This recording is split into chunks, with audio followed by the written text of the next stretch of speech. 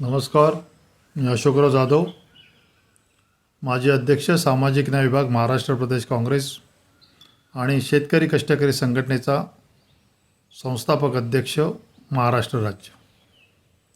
आज 12 जून या दिवशी शासनाच्या परिपत्रकाप्रमाणे ग्रामपंचायत सदस्य आरक्षणची सोडत आज प्रत्येक ग्रामपंचायतीमध्ये घेतली गेली।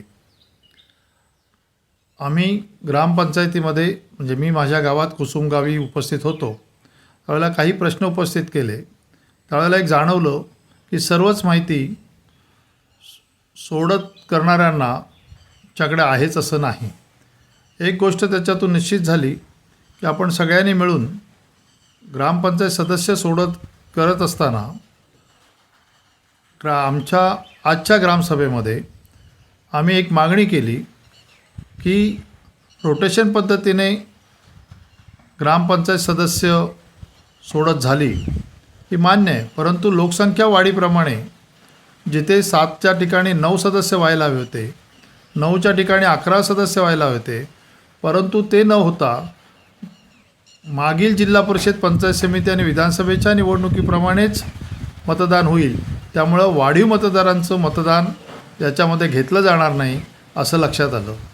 शासनाने ही गोष्ट ताबडतोब दुरुस्त करावी आणि 25 जुलैपर्यंत जे मतदार नवीन मतदार नोंदणी होईल त्यांची सगळ्यांची मतदानामध्ये त्यांना सदस्य करून घ्यावं, मतदानाचा हक्क त्यांना द्यावा अशी आमची काँग्रेस पक्षाच्या वतीने मागणी आहे।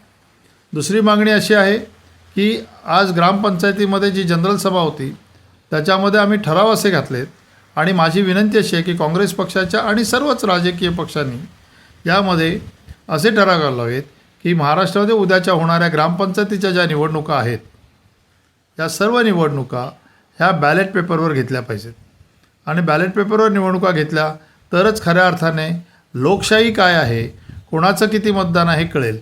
नाहीतर जो आत्ताचा अनुभव आहे, जो पश्चिम बंगालचा आहे, महाराष्ट्राच्या 2024च्या विधानसभेच्या निवडणुकीचा आहे आणि इतर ठिकाणचा आसामचा आहे, हा सगळीकडे मशीनवर EVMवर जे मतदान करण्यात आलं ते EVM मॅनेज केलं जातं आणि आकडेवारी खोटी दिली जाते।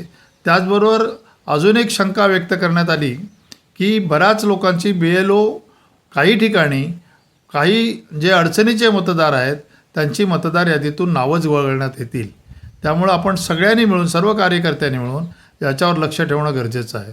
दुसरी गोष्ट अशी आहे महत्त्वाची की BLOनी जी आता मतदार नोंदणी जी आता सगळ्यांची परत नोंदणी चालू आहे त्या याच्यामध्ये प्रत्येक वॉर्डामध्ये बऱ्याच ठिकाणी बऱ्याच जिल्ह्यांमध्ये, बऱ्याच तालुक्यांमध्ये अशी परिस्थिती निदर्शनास आली आहे की वॉर्ड रचनामध्ये काही ठिकाणी काही मतदार एखाद्या वॉर्डात असतील तर ते दुसऱ्या वॉर्डात, म्हणजे राहणं एका ठिकाणी आणि मतदान दुसऱ्या वॉर्डामध्ये अशा प्रकारचं केलेलं आहे।